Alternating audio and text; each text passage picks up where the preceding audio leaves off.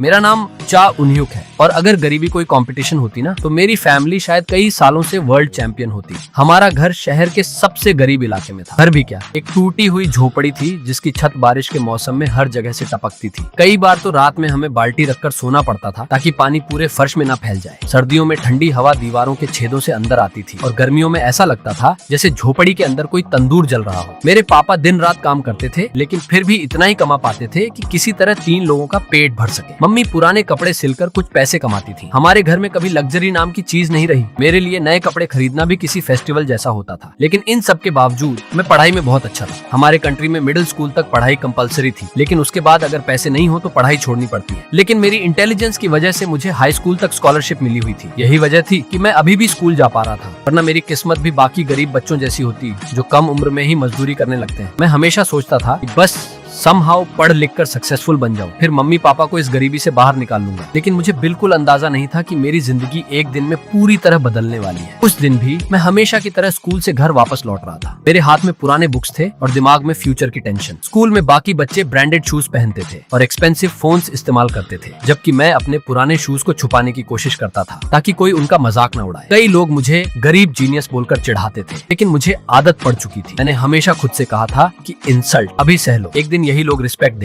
लेकिन उस दिन घर पहुंचते ही मुझे इंस्टेंटली कुछ अजीब महसूस हुआ। घर के अंदर असामान्य शांति थी। न मम्मी की सिलाई मशीन की आवाज, न पापा की खांसी, बस एक अजीब साइलेंस। मैंने दरवाजा खोला तो देखा मम्मी और पापा सामने बैठे थे, लेकिन आज उनके चेहरे अलग थे। उनकी आंखों में वो थकान नहीं थी जो मैं रोज देखता था। ऐसा लग रहा था जैसे वो अचानक किसी और दुनिया के लोग बन गए। मैंने कंफ्यूज होकर पूछा, क्या हुआ, सब ठीक है ना? कुछ सेकंड तक दोनों चुप रहे। फिर पापा ने गहरी सांस लेकर कहा, यू एन यू, अब समय आ गया है कि तुम्हें हमारी फैमिली का सच पता चले। मैं हंस पड़ा। इतना सीरियस इंट्रो क्यों दे रहे हो? क्या हम सीक्रेटली रॉयल फैमिली हैं? लेकिन दोनों के चेहरे बिल्कुल नहीं बदले और अगले ही सेकंड पापा ने जो कहा उसे सुनकर मैं खुद को हंसने से रोक नहीं पाया। हमारी फैमिली के पास एक एंशिएंट इनहेरिटेंस है, एक ऐसा इनहेरिटेंस जिसमें सिस्टम की इन्फिनिट पावर्स हैं, मनी, पावर, बेसिकली सब कुछ। कुछ सेकंड तक पूरा कमरा शांत रहा। फिर मैं जोर से हंस पड़ा। मम्मी पापा, आपकी तबीयत तो ठीक है ना? हमारे पास खाने के पैसे नहीं है और आप लोग इनफाइनाइट पावर्स की बात कर रहे हो। लेकिन तभी मुझे एहसास हुआ कि दोनों अभी भी सीरियस थे। उनकी आंखों में मजाक का 1% भी नहीं था। मेरी हंसी धीरे धीरे रुक गई। मम्मी ने धीरे से पापा का हाथ पकड़ा और मेरी तरफ देखकर बोली, अच्छा इन्फ्यू, अब तुम्हें हमें ढूंढने की जरूरत नहीं पड़ेगी। मैं कंफ्यूज्ड होकर बोला, मतलब? और अगले ही सेकंड पापा बोले,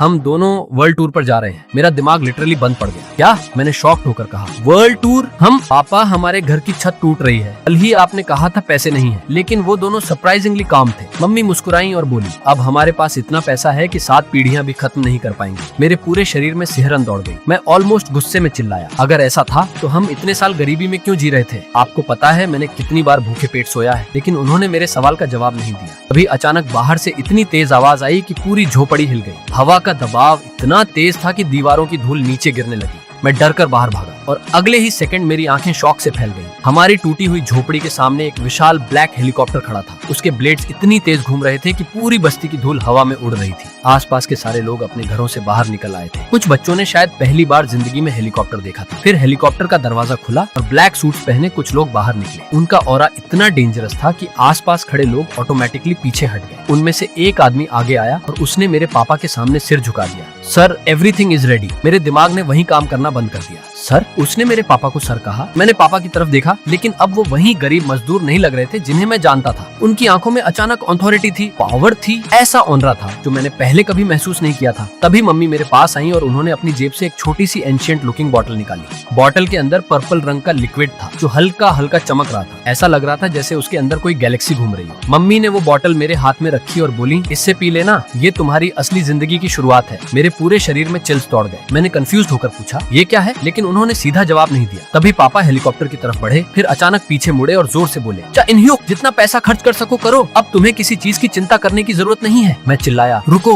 मुझे कुछ समझ नहीं आ रहा। लेकिन तब तक देर हो चुकी थी। मम्मी पापा हेलीकॉप्टर में बैठ चुके थे। धीरे धीरे हेलीकॉप्टर ऊपर उठने लगा। तेज हवा मेरे चेहरे पर लग रही थी और मैं हेल्पलेस होकर बस उन्हें जाता देख रहा था। कुछ सेकंड बाद हेलीकॉप्टर बादलों के बीच गायब हो गया। पूरी बस्ती में सन्नाटा छा गया। कुछ लोग मुझे जेलसी से देख रहे थे, कुछ सच डर से, लेकिन मुझे किसी की आवाज सुनाई नहीं दे रही थी। मेरे कानों में सिर्फ पापा की आखिरी बात गूंज रही थी, जितना पैसा खर्च कर सको करो। मैं धीरे धीरे झोपड़ी के अंदर वापस आया। अंदर आते ही खालीपन महसूस हुआ। पहली बार एहसास हुआ कि मम्मी पापा सच में चले गए। अब इस टूटी हुई झोपड़ी में सिर्फ मैं था। मैं नीचे बैठ गया और उस पर्पल बॉटल को ध्यान से देखने लगा। बॉटल अभी भी हल्की ग्लो कर रही थी। उसके अंदर का लिक्विड ऐसे घूम रहा था जैसे जिंदा हो। मैंने नर्वस होकर उसे घुमाया। क्या सच में इसमें कोई पावर है? फिर खुद ही हंस पड़ा। नहीं, ये इम्पॉसिबल है। लेकिन फिर मुझे हेलीकॉप्टर याद आया, ब्लैक सूट्स वाले लोग याद आए, उनका डर, उनका रिस्पेक्ट, और सबसे बड़ी बात, उन्होंने मेरे पापा को सर कहा था। मेरे पूरे शरीर में सिहरन दौड़ गई। मैंने धीरे से बॉटल का ढक्कन खोला। अंदर से हल्की ठंडी हवा निकली। पर्पल लिक्विड अंधेरे में चमक रहा था। मेरा दिल तेजी से धड़कने लगा। अगर ये पॉइजन हुआ तो? कुछ सेकंड तक मैं बॉटल को घूरता रहा। फिर मैंने आंखें बंद की।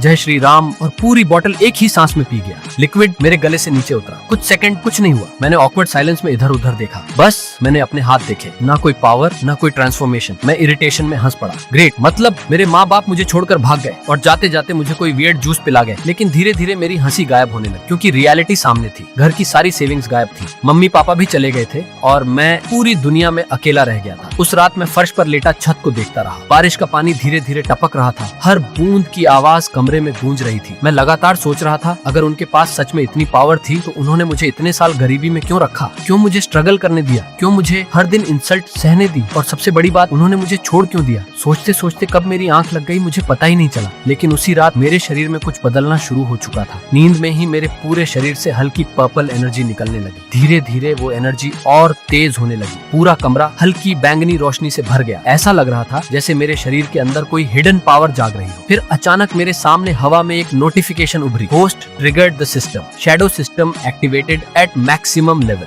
लेकिन मैं गहरी नींद में था, इसलिए मुझे कुछ पता नहीं चला। अगली सुबह जैसे ही मेरी आंख खुली, मेरे सामने एक पर्पल स्क्रीन तैर रही थी। कुछ सेकंड तक मुझे लगा शायद कोई सपना चल रहा है या मेरी आंखों के सामने कुछ ब्लर दिख रहा है। स्क्रीन पर कुछ लिखा हुआ था, लेकिन नींद की वजह से मुझे ठीक से दिखाई नहीं दे रहा था। मैंने अपना सिर थोड़ा साइड में घुमाया, लेकिन अगले ही पल मेरे पूरे शरीर में झटका दौड़ गया, क्योंकि वो पर्पल स्क्रीन भी मेरे साथ मूव करने लगी थी। मेरी नींद इंस्टेंटली गायब हो गई। मैं घबराकर तेजी से उठा, लेकिन बैलेंस बिगड़ गया और मैं सीधे पीछे दीवार से टकरा गया। मैं शॉक्ड होकर तेजी से सांस लेने लगा। फिर डरते डरते मैंने दोबारा सामने देखा और इस बार मेरी आंखें पूरी तरह फैल गईं, क्योंकि वो कोई सपना नहीं था। मेरे सामने सच में हवा में एक ग्लोइंग पर्पल स्क्रीन तैर रही थी। उस स्क्रीन पर साफ साफ लिखा था, host triggered the system, shadow system activated at maximum level. मेरे सामने हवा में वो ग्लोइंग पर्पल स्क्रीन अभी भी तैर रही थी। मेरी सांसें तेज चल रही थी और दिल इतनी तेजी से धड़क रहा था कि मुझे खुद उसकी आवाज सुनाई दे रही थी। मैं कुछ सेकंड तक उसे बस घूरता रहा। मेरा दिमाग अभी भी मानने को तैयार नहीं था कि मेरे सामने जो हो रहा था वो सच है। मैं अब भी खुद से यही कह रहा था, नहीं ये सपना है, या फिर शायद कल जो वियर्ड पर्पल लिक्विड मैंने पिया था उसी का साइड इफेक्ट है। मैं करीब 2 मिनट तक बिना पलक झकाए उस स्क्रीन को देखता रहा, लेकिन वो गायब नहीं हुई। ना उसका रंग बदला, ना कुछ और हुआ। धीरे धीरे मैं वापस अपने होश में आया। मैंने अपने मन में सोचा, अगर ये सच में सिस्टम है तो इसमें आखिर है क्या? अगले ही पल स्क्रीन हल्के से चमकी और मेरे सामने अचानक एक विशाल इन्फिनिटी का सिंबल उभर आया। मैं फ्रीज हो गया। इन्फिनिटी? मेरा गला सूख गया। कुछ सेकंड तक मैं उसे देखता रहा। फिर मैंने मन ही मन सोचा, रुको, अगर इसमें सच में पैसा है तो मैं उसे यूज कैसे करूंगा? ये कोई कार्ड तो है नहीं। मेरा इतना सोचना ही था कि अचानक मेरे सामने हवा हल्की सी डिस्टॉर्ट हुई। ऐसा लगा जैसे स्पेस खुद मुड़ रही हो, और अगले ही सेकंड मेरे सामने हवा से एक ब्लैक शाइनिंग कार्ड प्रकट हो गया। वो धीरे धीरे घूमता हुआ नीचे आया और सीधे मेरी गोद में गिर गया। मैं कुछ सेकंड तक उसे देखता रह गया। मेरा दिमाग पूरी तरह ब्लैंक था, क्योंकि अभी जो हुआ था वो किसी मैजिक से कम नहीं था। कार्ड पूरी तरह ब्लैक था, लेकिन उसकी सरफेस पर पर्पल लाइंस चमक रही थी। बीच में सिर्फ एक सिंबल बना था, इन्फिनिटी। न कोई बैंक नेम, न कोई नंबर, कुछ भी नहीं। मैंने कांपते हाथों से उसे उठाया। ये आखिर है क्या? मेरी आवाज तक कांप रही थी। कुछ देर बाद मैं स्कूल के लिए निकल गया, लेकिन पूरे रास्ते मेरा ध्यान बस उसी कार्ड पर था। पूरा दिन मैं उसी के बारे में सोचता रहा। सबसे अजीब बात ये थी कि वो पर्पल स्क्रीन सिर्फ मुझे दिखाई दे रही थी। कई बार क्लास में मैंने साइड वाले स्टूडेंट की तरफ देखा, फिर स्क्रीन की तरफ देखा, लेकिन किसी का रिएक्शन नहीं था। मतलब ये सिर्फ मुझे दिख रही थी। पूरा दिन मैंने सीक्रेटली रिसर्च किया, लाइब्रेरी में, स्कूल कंप्यूटर पर, फोन बोरो करके, जो बन पड़ा सब किया, और धीरे धीरे मुझे सिस्टम के बारे में एक शॉकिंग चीज पता चली। इस कार्ड में इन्फिनिट मनी किसी मैजिक की वजह से नहीं थी। असल में मेरे सिस्टम के पास दुनिया की हजारों कंपनियों में शेयर्स थे। इतने शेयर्स की हर दिन billions of dollars profit generate होता था, और सिस्टम सब कुछ सीक्रेटली मैनेज करता था। ट्रांजैक्शंस, रिकॉर्ड्स, आइडेंटिटी, सब कुछ, ऐसा कि किसी को कभी शक ही ना हो कि कार्ड होल्डर के पास इतना पैसा कहां से आ रहा है। मैं चेयर पर बैठा बस ब्लैंक होकर स्क्रीन देख रहा था। मतलब मैं अमीर हूँ? मेरे पूरे शरीर में सिहरन दौड़ गई। उस दिन स्कूल खत्म होने के बाद मैं धीरे धीरे बाहर निकला। आसमान हल्का ऑरेंज हो चुका था। मैंने अचानक सोचा घर जाकर भी क्या करूंगा। घर पर अब कोई नहीं था, ना मम्मी ना पापा, ना कोई खाना बनाकर रखने वाला। पहली बार वो झोपड़ी मुझे घर नहीं खाली डिब्बा लग रही थी। मैंने धीरे से सोचा कहीं बाहर खाना खा लेता हूँ, और फिर मैं बस पकड़कर शहर की तरफ निकल पड़ा। मेरे पास अच्छे कपड़ों के नाम पर बस यही स्कूल यूनिफॉर्म थी जो स्कूल की तरफ से मिली थी। सच कहूँ तो मैं खुश भी था और डरा हुआ भी, क्योंकि पहली बार मैं उस कार्ड को यूज करने वाला था। मैं बार बार उसे पॉकेट से निकालता फिर वापस रख देता। दिल में बस एक ही डर था, अगर पेमेंट फेल हो गया तो, अगर ड्राइवर ने पुलिस बुला ली तो। मैं पूरे रास्ते नर्वस बैठा रहा। फिर कंडक्टर मेरे सामने आया। टिकट, मेरा दिल लिटरली रुक गया। मैंने कांपते हाथों से कार्ड निकाला और दे दिया। कुछ सेकंड भी, पेमेंट सक्सेसफुल। मैं शॉक में कार्ड को देखता रह गया। हो गया। फिर अचानक मेरे चेहरे पर स्माइल आ गई। पहली बार मेरे अंदर अजीब कॉन्फिडेंस आया। करीब 45 मिनट्स बाद मैं शहर पहुंच गया। बस स्टैंड के सामने ही मुझे एक रेस्टोरेंट दिखा। वो कोई बहुत लग्जरी जगह नहीं थी, लेकिन मेरे जैसे इंसान के लिए वो भी बहुत बड़ी चीज थी। अभी मेरे पास इतना कॉन्फिडेंस नहीं था कि मैं किसी 5 स्टार में घुस जाऊं, इसलिए मैं उसी रेस्टोरेंट में चला गया। जैसे ही मैं अंदर गया, कुछ लोगों ने मुझे देखा, फिर मेरी यूनिफॉर्म देखी, फिर नजरें फेर ली। मैंने इग्नोर किया और जाकर बैठ गया। वेटर आया, मैंने मेन्यू उठाया और उस दिन जिंदगी में पहली बार मैंने प्राइस देखे बिना ऑर्डर किया। जो स्पेशल था सब ऑर्डर कर दिया। कुछ देर बाद एक के बाद एक डिशेस मेरे सामने रखी जाने लगी। इतना खाना मैंने शायद जिंदगी में पहली बार एक साथ देखा था। उनमें से कई डिशेस मैंने सिर्फ फोटोज में देखी थी। मैंने एक सेकंड भी बर्बाद नहीं किया और खाना शुरू कर दिया। लेकिन खाते खाते मुझे एहसास हुआ लोग मुझे देख रहे थे, ऐसे जैसे मैं वहाँ बैठने लायक नहीं हूँ। भले ही मेरी स्कूल यूनिफॉर्म साफ थी, लेकिन शहर में हमारा स्कूल एक बेसिक स्कूल माना जाता था और सबकी नजर में वहाँ सिर्फ गरीब लोग पढ़ते थे। सच कहूँ बुरा लग रहा था, लेकिन मुझे आदत थी, इसलिए मैंने किसी पर ध्यान नहीं दिया। खाना खत्म करके जैसे ही मैं बिल पेमेंट के लिए उठा, मुझे कई लोगों की नजरें महसूस हुई, जैसे सब सोच रहे हो ये बिल कैसे देगा। मैं मन ही मन मुस्कुराया और जैसे ही कार्ड निकालने वाला था, अचानक मेरी नजर रेस्टोरेंट के एंट्री गेट पर गई और अगले ही सेकंड मैं पूरी तरह फ्रीज हो गया। वहाँ खड़ी थी सो यूना, मेरी क्लास की टॉपर नहीं, सेकंड टॉपर, स्कूल क्वीन और मेरी गर्लफ्रेंड। मैं कुछ सेकंड उसे देखता रह गया, लेकिन फिर मेरी नजर उसके साथ खड़े लड़के पर गई। मेरे चेहरे का एक्सप्रेशन बदल गया। उसने मुझे देखा। एक पल के लिए वो शॉक हुई, लेकिन अगले ही सेकंड उसके चेहरे पर घृणा आ गई। उसने उस लड़के का हाथ पकड़ा और बोली, बेबी यही है वो जीनियस टीचर मेरी क्लास का। मैं वहीं खड़ा रह गया। मैंने धीरे से पूछा, यूना तुम आज स्कूल क्यों नहीं आई थी? उसने मेरी तरफ ऐसे देखा जैसे मैं कोई कूड़ा हूँ। तुम्हारा इससे कोई मतलब नहीं है भिखारी, मैं तुमसे ब्रेकअप कर रही हूँ। उसकी बात सुनकर मेरे कान सुन्न पड़ गए। तभी उसके साथ खड़ा लड़का आगे आया। उसका नाम कैंग मिंजे था, स्कूल का रिच बुली। उसने हंसते हुए यूना को अपनी तरफ खींचा और बोला, ओए फटीचर तेरी औकात है क्या यहाँ खाने की? और वैसे भी मैं पहले से ही यूना के साथ हूँ। मेरा खून खौल रहा था। मेरा मन कर रहा था उसी वक्त उसके मुंह पर मारूं, लेकिन मैं कर भी क्या सकता था। कल तक मैं सच में फटीचर था। मैंने बस यूना की तरफ देखा, कुछ सेकंड देखा, फिर हल्का सा मुस्कुराया। कांग्रेचुलेशंस। मैंने कार्ड निकाला, पेमेंट किया, बीप सक्सेसफुल, और वहाँ से चला गया। लेकिन पीछे पूरा रेस्टोरेंट शॉक में था। लोग मेरे ब्रेकअप की वजह से नहीं, बल्कि इस बात से हैरान थे कि मैंने पेमेंट कैसे किया। लेकिन यूना पर कोई फर्क नहीं पड़ा, क्योंकि उसके लिए मैं हमेशा सिर्फ इस्तेमाल करने की चीज था। वापसी के रास्ते मैं सड़क पर चल रहा था। रात हो चुकी थी, स्ट्रीट लाइट्स जल रही थी और मेरे अंदर कुछ बदल रहा था। मैंने धीरे से खुद से कहा, बस अब बहुत हुआ। अब मैं उस जगह नहीं रहूंगा जहाँ लोग मुझे फटीचर कहते हैं। अब नॉर्मल लाइफ खत्म। अब खेल कॉन्फिडेंस या नर्वसनेस का नहीं था, अब खेल पैसे का था, क्योंकि इस दुनिया में लोग उसी की सुनते हैं जिसके पास पैसा होता है। और पहली बार मेरे चेहरे पर एक अलग मुस्कान आई, क्योंकि अब मेरे पास इनफिनाइट मनी था। उस रात जब मैं वापस लौट रहा था तब काफी देर हो चुकी थी। सड़कें लगभग खाली हो चुकी थी। स्ट्रीट लाइट्स की हल्की पीली रोशनी सड़क पर फैल रही थी और ठंडी हवा मेरे चेहरे से टकरा रही थी। लेकिन सच कहूँ उस समय मेरा ध्यान इन चीजों पर बिल्कुल नहीं था, क्योंकि मेरे दिमाग में सिर्फ एक ही चीज घूम रही थी, सिस्टम। आज मैंने पहली बार उस मिस्टीरियस ब्लैक आर्ट से 2 पेमेंट्स की थी। पहले बस टिकट, फिर रेस्टोरेंट का पूरा बिल, और दोनों बार पेमेंट 1 सेकंड से भी कम समय में सक्सेसफुल हो गई थी। कोई एरर नहीं, कोई प्रॉब्लम नहीं, कुछ भी नहीं। अब पहली बार मेरे अंदर सिस्टम को लेकर डर से ज्यादा भरोसा पैदा होने लगा था। मैं धीरे धीरे चलते हुए सड़क के किनारे रुक गया और पॉकेट से वो ब्लैक शाइनिंग कार्ड बाहर निकाला। स्ट्रीट लाइट की रोशनी उसके ऊपर पड़ रही थी और उसकी सरफेस पर बनी पर्पल लाइंस हल्का ग्लो कर रही थी। बीच में बना हुआ 8 का सिंबल अंधेरे में और भी अलग दिख रहा था। मैं कुछ सेकंड तक उसे देखता रहा, फिर धीरे से हंस पड़ा। तो ये सब सच है। कल तक मैं वही लड़का था जो बस का टिकट लेने से पहले 10 बार सोचता था, जो लंच छोड़कर पानी पीकर पेट भरता था। लेकिन अब मेरे हाथ में ऐसी चीज थी जो मेरी पूरी जिंदगी बदल सकी थी। लेकिन तभी मेरी नजर दूर गई और सामने वही पुरानी बस्ती दिखाई दी। वही टूटी हुई झोपड़ियां, वही गंदी गलियां, वही जगह जहाँ लोग मुझे फटीचर बुलाते थे, वही जगह जहाँ बारिश में छत टपकती थी, वही जगह जहाँ हर दिन इंसल्ट मिलती थी। मैं कुछ सेकंड तक बिना कुछ बोले वहाँ खड़ा रहा। मेरे दिमाग में एक के बाद एक पुरानी बातें आने लगी। बचपन, गरीबी, लोगों की हंसी, भूखे दिन, सीओ यूना का ब्रेकअप, सब कुछ। फिर मैंने गहरी सांस ली और पहली बार मैंने पीछे मुड़ने की जगह दूसरी तरफ कदम बढ़ा दिए। नहीं, मैंने खुद से कहा, अब मैं वहाँ नहीं लौटूंगा। उस रात में सीधे शहर के एक रेंटेड रूम होटल में पहुंचा। होटल कोई बहुत लग्जरी नहीं था, लेकिन साफ था था और मेरे लिए इतना ही काफी था। रिसेप्शन पर बैठे आदमी ने मुझे ऊपर से नीचे तक देखा। शायद उसे लगा होगा कि मेरी उम्र का कोई लड़का गलती से यहाँ आ गया है। उसने लेजी आवाज में पूछा, कितने दिन? मैंने सीधा जवाब दिया, 1 हफ्ता। उसने पहले मुझे देखा, फिर कंप्यूटर देखा, फिर दोबारा मुझे देखा, जैसे उसे भरोसा ही नहीं हो रहा था। लेकिन जब मैंने ब्लैक कार्ड निकाला तो उसके चेहरे का एक्सप्रेशन बदल गया। उसने कार्ड मशीन आगे की, मैंने कार्ड स्वाइप किया, बी पेमेंट सक्सेसफुल। उस आदमी की आंखें कुछ पल के लिए फैल गईं। मैं बिना कुछ बोले चाबी लेकर ऊपर चला गया। कमरे में पहुंचते ही मैं कुछ सेकंड तक दरवाजे के पास खड़ा रहा, फिर धीरे धीरे अंदर आया। कमरा बहुत बड़ा नहीं था, लेकिन मेरी झोपड़ी से 100 गुना बेहतर था। कम से कम यहाँ छत से पानी नहीं टपक रहा था। एक साफ बेड था, एक टेबल, एक खिड़की और एसी। मैं बेड पर बैठ गया और खिड़की के बाहर शहर की रोशनियां देखने लगा। नीचे सड़क पर गाड़ियां चल रही थी, लोग हंस रहे थे, शहर जिंदा था। और उसी समय मैंने फैसला कर लिया, अब मैं उस स्लम में वापस नहीं जाऊंगा। अब मैं शहर में रहूंगा। अब एक नई शुरुआत होगी। अगले दिन मैं स्कूल गया, लेकिन इस बार पढ़ने नहीं। मैं प्रिंसिपल ऑफिस के बाहर खड़ा था। कुछ सेकंड तक दरवाजा देखता रहा, फिर अंदर चला गया। मैंने सस्पेंशन के लिए अप्लाई कर दिया। असल में मेरी स्कूलिंग लगभग पूरी हो चुकी थी और सच कहूँ मैं सक्सेसफुल होने के लिए पढ़ रहा था। लेकिन अब मेरे पास सिस्टम था, इनफाइनाइट सिस्टम। अब मुझे जिंदगी बदलने के लिए किताबों की जरूरत नहीं थी। प्रिंसिपल मुझे समझ नहीं पा रहे थे। उन्होंने पूछा, चाहुनियुक, अचानक क्या हुआ? लेकिन मैंने बस हल्की मुस्कान के साथ कहा, सर मुझे अपना रास्ता मिल गया। टीचर्स कंफ्यूज थे, स्टूडेंट्स बातें कर रहे थे, लेकिन इस बार मुझे किसी की परवाह नहीं थी। अगले पूरे 1 हफ्ते मैंने अपने सारे काम खत्म किए, डॉक्यूमेंट्स, स्कूल प्रोसेस, पुरानी चीजें, सब कुछ। और फिर आखिर वो दिन आ गया जब मैं अपनी झोपड़ी के सामने आखिरी बार खड़ा था। मैंने कुछ सेकंड तक उसे देखा। वहीं मेरा बचपन बीता था, वहीं मैंने सपने देखे थे, वहीं रोया था। लेकिन इस बार मैं पीछे मुड़कर नहीं देखना चाहता था। मैंने अपना छोटा सा बैग उठाया और बिना पीछे देखे चल दिया। करीब 2 घंटे बाद मैं शहर के सबसे बड़े मॉल के सामने खड़ा था। पहली बार मैं इतने बड़े मॉल में आया था। चारों तरफ लाइट्स, एक्सपेंसिव स्टोर्स, हजारों लोग। कुछ सेकंड के लिए मैं सच में खो गया, लेकिन फिर मैंने खुद को संभाला। मैं लग्जरी ब्रांडेड कपड़े नहीं खरीदना चाहता था, अभी नहीं। मैंने कुछ नॉर्मल लेकिन अच्छे कपड़े खरीदे, ना बहुत चीप ना बहुत एक्सपेंसिव, क्योंकि इसके बाद मैं ऐसी जगह जाने वाला था जहाँ लोग पहले इंसान नहीं उसके कपड़े देखे हैं। करीब 1 घंटे बाद मैं शहर के सबसे महंगे रियल एस्टेट ऑफिस के सामने खड़ा था। पूरी बिल्डिंग ग्लास की बनी हुई थी, इतनी बड़ी कि मेरी पुरानी बस्ती की पूरी गली उसमें समा जाए। मैंने ऊपर देखा, गहरी सांस ली और अंदर चला गया। जैसे ही मैंने एंट्री की, माहौल बदल गया। अंदर एक्सपेंसिव सूट्स पहने लोग घूम रहे थे, लग्जरी मॉडल्स रखे हुए थे, कुछ लोग करोड़ों की डील्स पर बात कर रहे थे। लेकिन जैसे ही मैं अंदर आया, कई लोगों ने मुझे देखा, फिर नजरें हटा ली। कुछ अटेंडेंट्स ने मुझे ऊपर से नीचे तक देखा, लेकिन कोई मेरे पास नहीं आया, क्योंकि उनके लिए मैं उन हाई स्टैंडर्ड क्लाइंट्स जैसा नहीं दिख रहा था। भले ही मेरे कपड़े पहले से अच्छे थे, लेकिन मेरे अंदर वो रिच ऑरा नहीं था जिसकी उन्हें आदत थी। मैं आराम से इधर उधर घूमने लगा। एक लग्जरी विला का मॉडल देखा, फिर दूसरी तरफ गया, लेकिन फिर भी कोई नहीं आया। कुछ लोग तो मुझे देखकर हल्का मुस्कुरा भी रहे थे, जैसे सोच रहे हो शायद गलत जगह आ गया है। कुछ मिनट बाद आखिर एक लड़की धीरे धीरे मेरे पास आई। उसके चेहरे पर नर्वसनेस साफ दिख रही थी। वो शायद पार्ट टाइम इंटर्न थी। असल में मैनेजमेंट को भी उम्मीद नहीं थी कि मैं कुछ खरीदूंगा, इसलिए उन्होंने नई लड़की को मेरे पास भेज दिया। वो धीरे से बोली, सर आप किस ओकेजन से आए हैं? मैंने उसकी तरफ देखा, फिर बिना कोई एक्सप्रेशन बदले सीधा कहा, मुझे आपकी कंपनी का सबसे महंगा और सबसे लग्जरी घर दिखाइए। वो कुछ सेकंड तक बस मुझे देखती रही, जैसे उसे लगा हो कि उसने कुछ गलत सुन लिया हो। उसकी आंखें हल्की बड़ी हो गईं। शायद उसे उम्मीद थी कि मैं कोई अपार्टमेंट रेंट या नॉर्मल फ्लैट देखने आया हूँ। लेकिन मैंने बिना रुके आगे कहा, अगर सब सही रहा तो मैं अभी उसी वक्त उसे परचेज करना चाहूंगा। अगले ही पल पूरा ऑफिस अचानक शांत हो गया। पास बैठे एक आदमी के हाथ से फाइल लगभग नीचे गिर गई। दूर खड़ी अटेंडेंट्स ने एक दूसरे की तरफ देखा। कुछ लोगों ने अपनी गर्दन घुमाकर मेरी तरफ देखना शुरू कर दिया। एक आदमी धीरे से हंसते हुए बोला,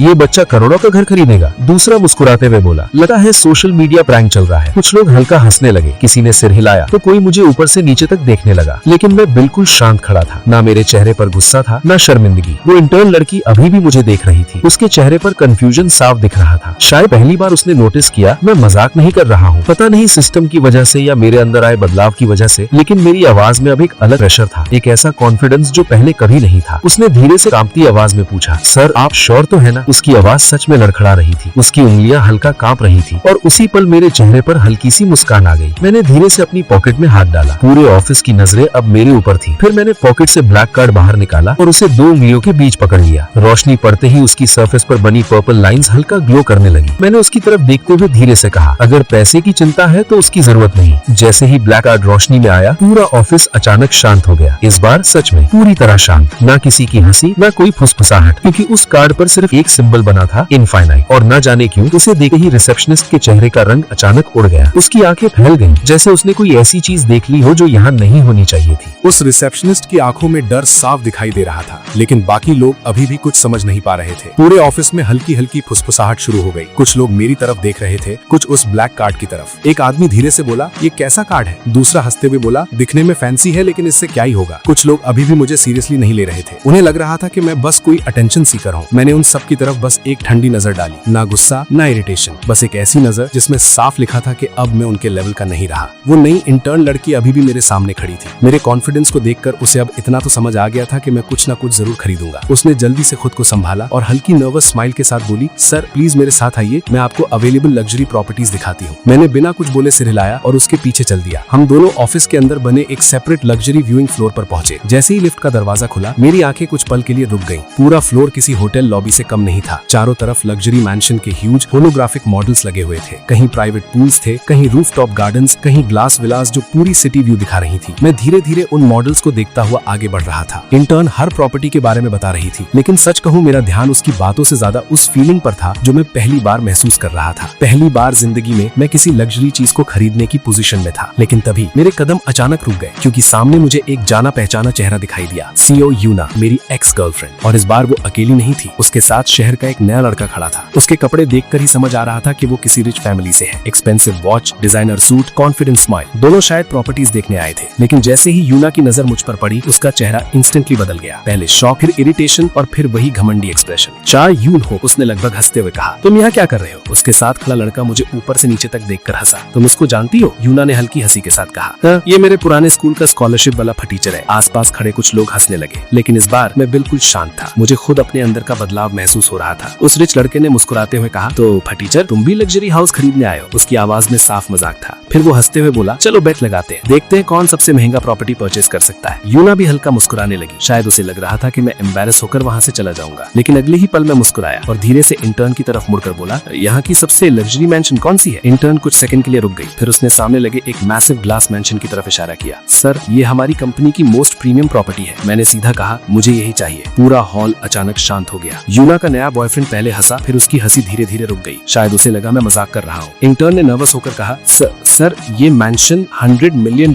का है। इतना बड़ा अमाउंट सुनकर सच कहूँ तो एक पल के लिए मेरे अंदर भी झटका लगा। 100 मिलियन! कल तक मैं बस टिकट के लिए नर्वस था, लेकिन अगले ही पल मैंने खुद को संभाल लिया, क्योंकि अब मेरे पीछे सिस्टम था। मैंने काम वॉइस में पूछा, एडवांस कितना देना होगा? इंटर्न ने जल्दी से टैबलेट चेक किया, फिर बोली, सर $10 मिलियन एडवांस। उसकी आवाज धीरे धीरे कमजोर पड़ रही थी। शायद उसे खुद भरोसा नहीं था कि मैं इतना अमाउंट सुनने के बाद भी शांत खड़ा हूँ। मैंने बिना एक्सप्रेशन बदले ब्लैक कार्ड उठाया और सीधे स्वाइप मशीन पर रख दिया। पूरा हॉल सांस रोककर देखने लगा। कुछ लोग हल्का मुस्कुरा रहे थे, जैसे उन्हें पेमेंट फेल होने का इंतजार हो। यूना के चेहरे पर भी कॉन्फिडेंस था। उसका नया बॉयफ्रेंड स्मग कर रहा था, लेकिन अगले ही पल बी पेमेंट सक्सेसफुल। पूरा हॉल फ्रीज हो गया, सच में पूरी तरह फ्रीज। एक आदमी के हाथ से कॉफी कप नीचे गिर गया, दूसरे की आंखें लिटरली फैल गईं। यूना मुझे ऐसे देख रही थी जैसे उसका दिमाग काम करना बंद कर चुका हो। उसका नया बॉयफ्रेंड कुछ सेकंड तक स्क्रीन को देखता रह गया, फिर उसके चेहरे का रंग बदल गया, क्योंकि पेमेंट सच में सक्सेसफुल थी। $10 मिलियन एक सेकंड में। उसकी ईगो वही टूट गई थी। यूना उसकी तरफ देखने लगी, लेकिन अगले ही पल उसने इरिटेशन में यूना को जोर से धक्का दिया। तुमने कहा था ये गरीब है? वो गुस्से में चिल्लाया और बिना पीछे देखे वहाँ से चला गया। यूना वही शॉक में खड़ी रह गई। उसकी आंखों में डिसबिलीफ साफ था। शायद पहली बार उसे एहसास हुआ कि उसने किसे छोड़ा था। लेकिन सच कहूँ तो अब मुझे फर्क नहीं पड़ रहा था। इंटर्न अभी भी शॉक में थी, लेकिन जल्दी से खुद को संभालते हुए बोली, सर प्लीज मेरे साथ आइए। वो मुझे VIP लाउंज में लेकर गई। पूरा लाउंज बेहद लग्जरी था। Soft lights, expensive sofas, glass walls, पूरा शहर वहाँ से दिखाई दे रहा था। उसने नर्वस होकर कहा, सर आप यहीं बैठिए, मैं पेपर वर्क कंप्लीट करके लाती हूँ, और जितना मेरे लिमिट में होगा मैं आपको डिस्काउंट प्रोवाइड करने की कोशिश करूंगी। मैंने उसकी तरफ कोल्ड एक्सप्रेशन से देखा और धीरे से कहा, डिस्काउंट की जरूरत नहीं है, बस मेरे साथ डिनर पर चल लेना।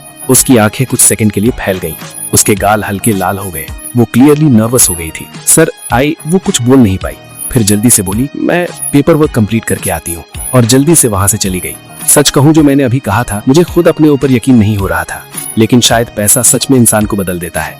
कल तक मैं लोगों से आंख मिलाकर बात नहीं कर पाता था, और आज मैं सिटी की लग्जरी रियल एस्टेट कंपनी की इंटर्न को डिनर पर पूछ रहा था। अगले करीब 10 मिनट तक मैं वहीं बैठा रहा।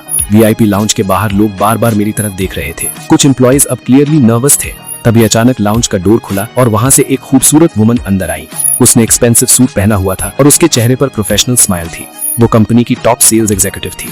उसने आते ही स्माइल के साथ कहा, सर ये रहे आपके पेपर्स। नई इंटर्न को थोड़ा ज्यादा टाइम लग रहा था, इसलिए मैं खुद ले आई हूँ।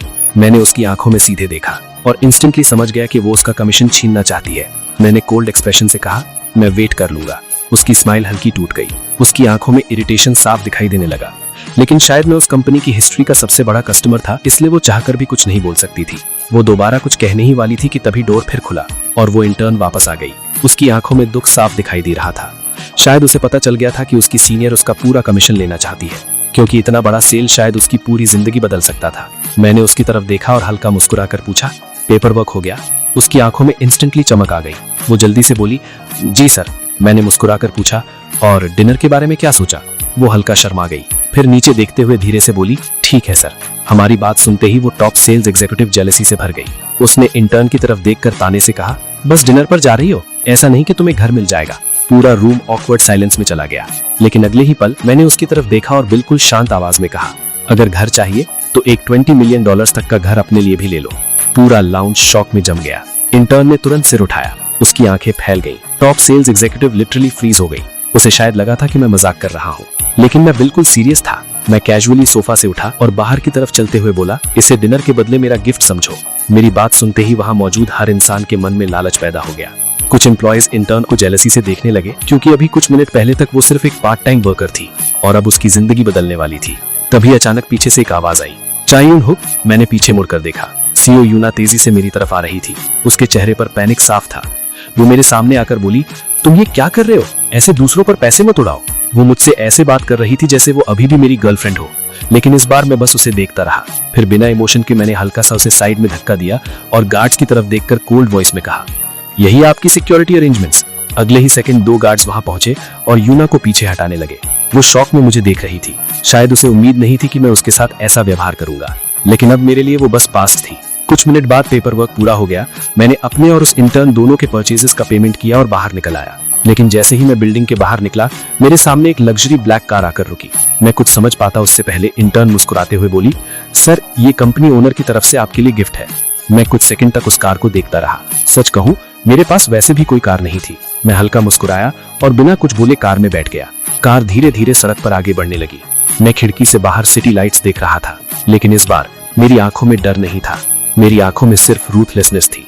अब कोई मुझे बुली नहीं कर सकता था।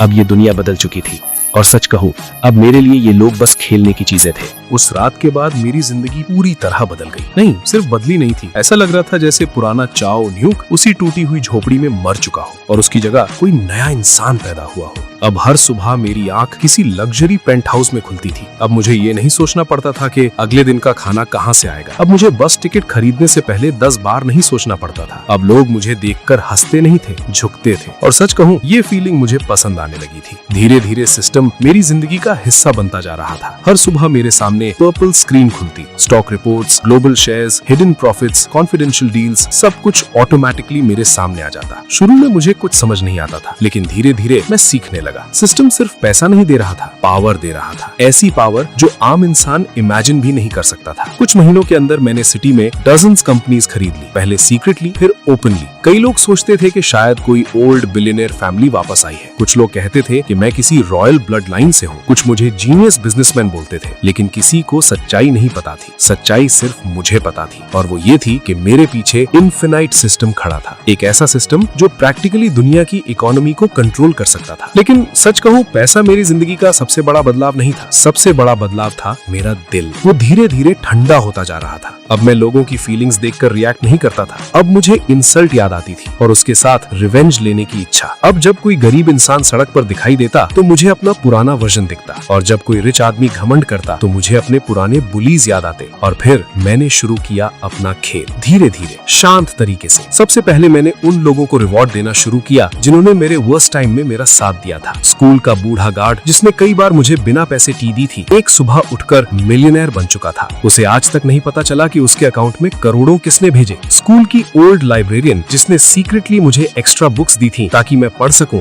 कुछ महीनों बाद उसी के नाम पर world class digital library chain शुरू हुई। लोग उसे सम्मान देने लगे, न्यूज चैनल्स इंटरव्यूज लेने लगी। लेकिन वो बूढ़ी औरत आज भी सोचती थी कि शायद भगवान ने उसकी सुन ली। एक बार मेरे ओल्ड नेबरहुड की एक आंटी जो बचपन में मुझे खाना खिला देती थी, क्योंकि उन्हें पता था कि कई बार मैं भूखा रहता हूँ, उनके नाम पर अचानक एक लग्जरी अपार्टमेंट ट्रांसफर हो गया। जब वो रोते हुए नए घर में दाखिल हुई, मैं दूर कैमरा फीड में उन्हें देख रहा था। मेरे चेहरे पर हल्की मुस्कान थी, क्योंकि पहली बार मैं डिसाइड कर सकता था कि कौन खुश रहेगा और कौन बर्बाद होगा। और फिर बारी आई उन लोगों की जिन्होंने मुझे इंसल्ट किया था। स्कूल के वो रिच बॉयज जिन्होंने मुझे फटीचर बुलाया था, धीरे धीरे खत्म होने लगे। एक के फादर की कंपनी टैक्स फ्रॉड में फंस गई, दूसरे का बिजनेस ओवरनाइट कोलैप्स हो गया, तीसरे के फैमिली अकाउंट्स फ्रीज हो गए। और सबसे फनी बात, उन्हें खुद समझ नहीं आ रहा था कि आखिर उनके साथ हो क्या रहा है। कुछ लोग तक पहुंच गए। कुछ फैमिली सड़क पर आ गई और मैं बस साइलेंटली स्क्रीन पर रिपोर्ट्स देखता रहता। अब मुझे समझ आ गया था दुनिया में सबसे डेंजरस हथियार गन नहीं पैसा है, और अब वो मेरे पास इन्फिनाइट था। धीरे धीरे मेरा नाम पूरे कंट्री में फैलने लगा। चा ग्रुप, चा होल्डिंग्स, चा फाउंडेशन,